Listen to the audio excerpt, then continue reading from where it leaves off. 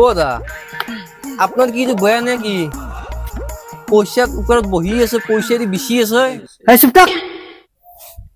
এবার চালো চাহ খাবি এ দা আপনার গরিব দৃশ্য আপনি কি করে আমাকে দেখে আমি গরিব চলি মোর লগত এটা অফার আছে বৰ বেছি আৰু 1 ঘন্টা অফাৰটো শেষ হ'ব মই 1 লাখ টকা দি মই 10 লাখ টকা কামালো তহঁতে যেহেতু গরিব মানুহ কম পইচা দেব